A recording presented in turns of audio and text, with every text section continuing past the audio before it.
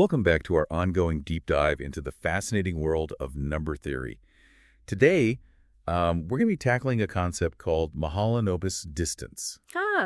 Yes. And it's a way of measuring distance that, we've talked about different ways to measure distances in the past, but this was particularly interesting because it really takes into account the relationships between variables. So it gives us a much richer perspective than just looking at point-to-point distances. It does indeed. And I think one of the most fascinating things about Mahalanobis distance is that it considers the entire data landscape, as you said. It's not just looking at individual points. It's really taking into account the whole structure of the data. I often use the analogy of thinking about how far a city is from another. If you just think about it in terms of miles, that's one thing. But if you also consider, the terrain, the Okay. road network, even things like traffic patterns, you're getting a much more complete picture of the distance between those two cities. Oh, I like that analogy. So instead of just measuring a straight line, we're factoring the context of the data itself. Exactly, exactly. And one way to kind of wrap your head around this is to think about a data set. Let's say we have data on the height and weight of a group of people. And if you plotted that data, you'd probably see a correlation. Taller people tend to weigh more, right? Right. Mahalanobis distance recognizes that correlation. It incorporates that into its measurement, whereas Euclidean distance would just treat height and weight as totally independent factors. So it's not just about how far apart 2 points are, but how far apart they are within the context of the data's overall structure. Precisely. Precise. That makes a lot of sense. And that sensitivity to data structure makes it incredibly useful for a whole bunch of different tasks. Things like outlier detection, we'll talk about that, classification, even things like understanding ecological niches. Wow. That's intriguing. Hmm. I am curious, though, before we dive into some of those applications, how did someone come up with this? What's the origin story of this concept? Yeah, so the story begins in the 1920s with a statistician named Prasanta Chandra Mahalanobis. And he was actually studying human skulls, trying to classify them based on measurements. Okay. And he realized that skull dimensions are not independent. If you have a wider skull, it might also tend to be longer. So he developed Mahalanobis distance to account for those correlations. So he needed a way to measure distances that recognize the inherent relationships between different skull dimensions. Exactly. That's pretty insightful. It is. And, his work laid the foundation for a concept that's now used in fields as diverse as, finance and ecology. And it all started with skulls. Yeah. It's amazing how that seemingly niche research can lead to such broadly applicable tools. But let's maybe get back to the mechanics of Mahalanobis distance for a second. How is it actually calculated? Right. So the formula can look a little bit intimidating at first. It's D equals the square root of x minus ma transpose times S inverse times x minus ma. Oh, that's a mouthful. It is a mouthful. But let's break it down a little bit. So x represents our data point. Mu is the mean of the distribution. And S is the covariance matrix, which is really the key here. That covariance matrix captures the relationships between the variables. Okay, so we're essentially looking at how far a data point is from the average, Yeah. but then adjusting that distance based on the covariance matrix. You got it. You got it. And that inverse covariance matrix S inverse, that's what makes Mahalanobis distance so special. It's like a lens that refocuses our view of distance based on the data's underlying structure. I'm starting to see how this all ties together. The formula isn't just a jumble of symbols. It's a way to mathematically represent the concept of distance within a specific data context. Exactly, exactly. And the beauty of it is that it's also scale invariance. Mhm. So whether we're measuring height in inches or weight in pounds, the distance metric remains comparable, Right. which is a big advantage over Euclidean distance, where you really need to have consistent units. This is fascinating stuff. So we've got a good grasp, I think, of the basic idea and the formula behind Mahalanobis distance. But now I'm really curious to see how this concept translates into real-world applications. Yeah. Let's move on to those applications then. One of the most common uses is in cluster analysis, where you're trying to group similar data points together. And Mahalanobis distance is particularly valuable here because it accounts for the shape and the spread of the data, allowing us to identify clusters that might not be obvious using simpler methods. So let me give you an example. Imagine you're working with customer data for an online retailer. You want to segment customers based on their purchasing habits, right? But if you simply group them by total spending, you might miss crucial nuances. Right. Because two customers could spend the same amount but have completely different preferences. One might buy a lot of low-priced items while the other buys a few expensive ones. Exactly, exactly. And this is where Mahalanobis distance really shines.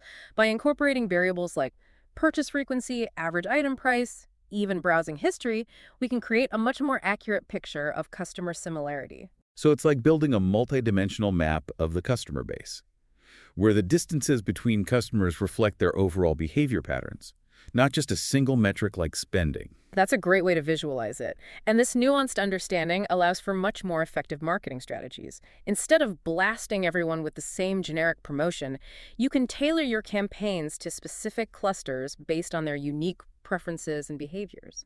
I see. So Mahalanobis distance helps us move beyond simplistic segmentation and create truly personalized experiences. That's powerful stuff. It is. It is. And this concept isn't limited to marketing either. Think about fraud detection.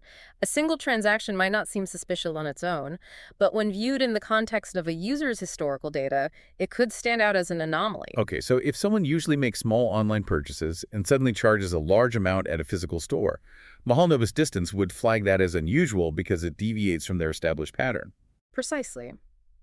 By incorporating variables like transaction amount, location time, of day, merchant type, we can create a profile of typical behavior for each user. And the Mahalanobis distance helps us identify transactions that fall outside that expected range, even if those transactions wouldn't raise red flags individually. It's like having a mathematical detective constantly monitoring for suspicious activity. That's a great analogy. And this ability to detect subtle anomalies makes it incredibly valuable for all sorts of things: cybersecurity, medical diagnosis, you name it. It's fascinating to see how this seemingly abstract concept has such diverse and impactful applications. It really speaks to the power of mathematical tools to help us make sense of complex data and uncover hidden patterns that wouldn't be visible otherwise. But as with any powerful tool, I imagine there are limitations and considerations when applying Mahalanobis distance. You're right, it's not a magic bullet, and it does have certain assumptions that need to be met for it to be effective. So let's dive into those nuances and explore the potential pitfalls to watch out for when using this concept in the real world. Okay, so we're diving into the nuances here. What are some of the things that we need to be mindful of when applying Mahalanobis distance? Well, one of the key assumptions is that the data follows a multivariate normal distribution. Essentially, this means that the variables have a linear relationship, and they kind of have this bell-shaped distribution when you plot them together. Okay. And if the data deviates significantly from that assumption, the results can be a little misleading. So it's important to assess the data structure before just blindly applying Mahalanobis distance. What happens if it doesn't fit that nice, neat bell-shaped curve? Yeah, in those cases, you might need to consider transforming the data to make it more suitable, or explore other distance metrics that are more appropriate for the data's characteristics. Makes sense. Are there any other potential challenges to watch out for? Another important consideration is the sensitivity of Mahalanobis distance to outliers, because it incorporates the covariance matrix, which can be heavily influenced by those extreme values. Outliers can really skew the results. Also, even a single outlier could potentially throw off the entire analysis. It's possible. That's why it's really crucial to identify and handle outliers appropriately before applying Mahalanobis distance.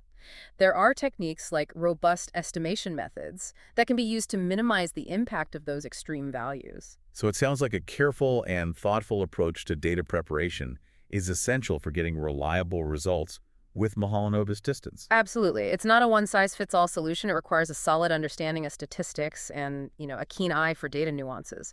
But when applied correctly, it can be a remarkably insightful tool. This deep dive into Mahalanobis distance has been truly enlightening. We've gone from, the basic concept to its applications and even explored some of its limitations. It's been a fascinating journey, and I think it highlights the importance of having a diverse toolkit when analyzing data. Mahalanobis distance might not always be the right choice, but when it is, it can really unlock a deeper understanding of relationships and patterns that would be missed otherwise. Absolutely. It's a reminder that even these seemingly abstract mathematical concepts can have a profound impact on how we interpret and navigate the world around us. I completely agree. Well, thank you for joining us on this exploration of Mahalanobis distance. We'll be back with another fascinating deep dive into the world of number theory soon. So we've talked about, the power of this, but also some of the pitfalls. Anything else we need to watch out for? I think that the key takeaway here is that Mahalanobis distance isn't a magic bullet. It's a powerful tool, but it's only as good as the data that you feed it. And it's important to understand its limitations. to use it effectively. That makes sense. I think we often get caught up in the excitement of these sophisticated techniques, but sometimes the simplest methods are the most appropriate. Right. It's about choosing the right tool for the job. Exactly. And sometimes that means going back to basics. So in the end, it seems like the real key to using Mahalanobis distance effectively is having a strong understanding of the data. I think that's a great way to put it. It's not just about plugging numbers into a formula. It's about understanding what those numbers represent and how they relate to the problem you're trying to solve. This deep dive into Mahalanobis distance has been fascinating. We've gone from the basic concept to its applications, and we've even explored some of its limitations. And I think it's safe to say we've all come away with a deeper appreciation for the power and the nuances of this distance metric. I agree. It's been a great discussion. Well, thank you for joining us on this exploration of Mahalanobis distance. We'll be back with another deep dive into the world of number theory soon.